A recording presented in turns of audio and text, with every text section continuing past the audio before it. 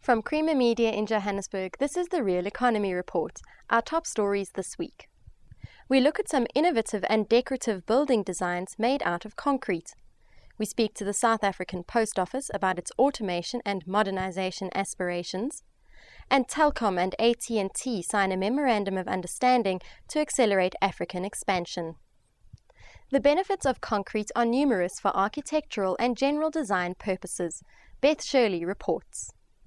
No longer is concrete merely dull, grey and boring.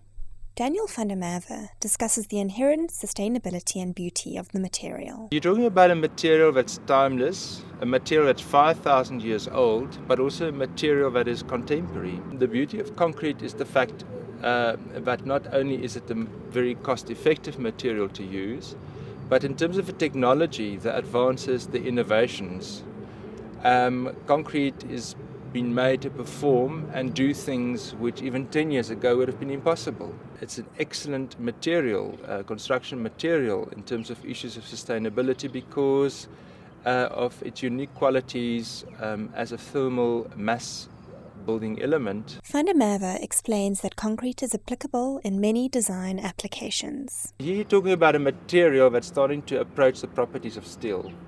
You can go create extremely thin, lightweight, extremely strong concrete structures.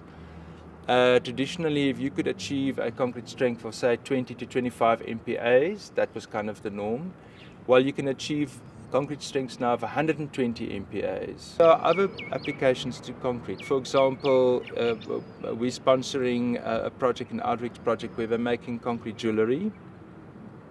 And of course furniture, concrete countertops, concrete bowls. So as a material, the applications are limitless. At this stage, the greatest drawback is the conservative engineers and architects in South Africa who might be seen as too reluctant to use these new technologies and applications for concrete. The South African Post Office acknowledges that its future will require it to embrace rather than resist digital technology. Terence Creamer has the story after the commercial break.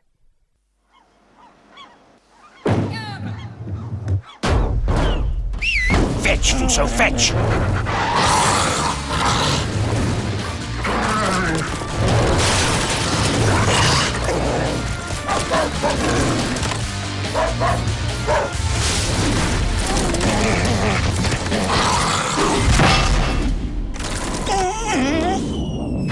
Good boy, Mitsubishi Fuso, a business's best friend.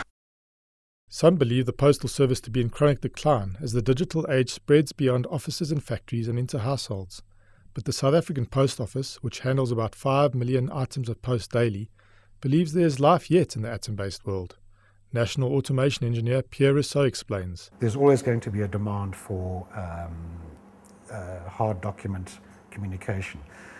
So on the one hand, that is competition, but on the other hand, we embrace a lot of those technologies, such as our hybrid mail system, our e-postal systems, and we will be doing more of that in the future. The Post Office turns over about 5.5 billion rand annually and has generally grown volumes at 4% a year. However, in 2008-09, volumes shrunk, and Rousseau says about 126 million rand in capex will be needed over the next 2 years just to keep pace and innovate. We do embrace a lot of the electronic technologies. For example, if you have a registered letter or a parcel, you can get notification on your cell phone. That's at the lower end. We do have a capability where mail is posted electronically and delivered physically. That's the hybrid mail system. There are other reverse technologies which are coming about right now, which are quite exciting. For example, if you are not at home and you cannot collect your mail from your mailbox, you can now see the outside of the letter, the envelope, on your computer screen, decide whether to discard it or whether to open it. You can choose from your computer terminal to open that letter and see the contents of that. So that was sent as a physical letter and you can read it electronically. The Post Office also wants to be an early adopter of the so-called S42 Global Addressing Standard, a change that is going to require adaptation and usher in the demise of the 4-digit postal code. The rollout of that will be in various stages. We expect to have bulk mailers done, most of them towards the end of this year, 2009. It will go on, the last 5-10% will continue into 2010, and we expect to be rolling out to the general public during 2010. The new system will probably involve 6 or 7 alphanumerical characters, which will designate everything from country of destination to the physical delivery point and route. But Rousseau remains a bit coy about what it will actually look like. There's a little bit of competition within the Post Office as to how the different mail centres in different cities should be coded or classified. And to bring in a logical structure but still not favouring any one particular city or town, we started numbering from the north. So I think Messina is the first in the system, and I think Port Elizabeth or George is somewhere now near the end. 2 major telecoms companies have teamed up to provide improved products and services to corporations moving into Africa. Christy van der Merwe reports. Telecommunications in Africa is an impressive growth story. Business the world over wants to be in Africa. And as the region develops, the need to connect increases.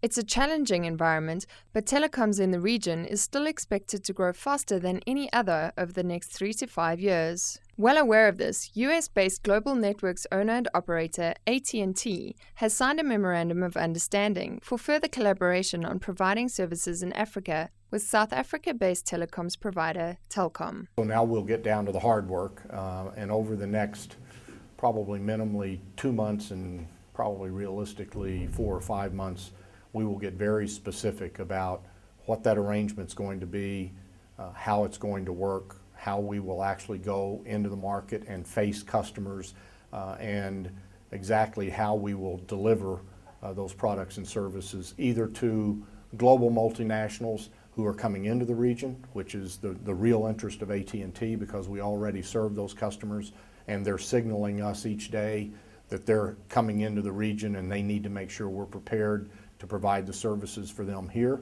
that we already provide for them in other parts of the world. We know how to do it. We do it around the world. It's going to be some combination of using Telkom South Africa's significant infrastructure to include the data center infrastructure that they're in the process of starting to build in South Africa, and our products that have already been developed and the expertise and knowledge that we have around those products and being able to marry that with their infrastructure. And that's the hard work that has to be put together. It's how do you marry the networks, our global network and their regional network, to make it look seamless to a large customer. If you think about the way the emerging nations have evolved in the last 5 years, we certainly heard about China, and then we heard about India, and then to an even larger extent we started to hear about the Middle East, and now we're starting to hear about Africa. So to some extent it's of the great regions of the world, it's the one that's coming into this high growth, high development phase last, but it also comes in at a very interesting time from a technology point of view. So it's the timing to come into Africa is just about perfect for us. To actually choose this continent, and one of the continents where they do a deal like this, tells me that there's something maybe we as Africans are not even appreciating about our own continent. There's business to be done in Africa, and Africa is open for business. That's why AT&T is here. And now for a sneak preview of this week's Engineering News magazine. Read our cover story on the G20's commitment to promote global trade and investment and rejection of protectionism. We report that South Africa's civil engineering sector is still expanding, but growth is expected to be moderate in 2009. And the new Durban airport begins to take shape. And in Mining Weekly this week, read our cover story which details how the Pomodzi Gold liquidators have chosen job preservation over a fire sale. We report that ASX-listed Griffin Minerals will increase the gold resource estimation of its flagship gold project in Burkina Faso to 820,000 ounces. And read how 1 billion rand in liquid assets remains locked up as the JCI and Rand Gold and Exploration merger is voted down. That's Creamer Media's Real Economy Report. Join us again next week for more news and insight into South Africa's real economy.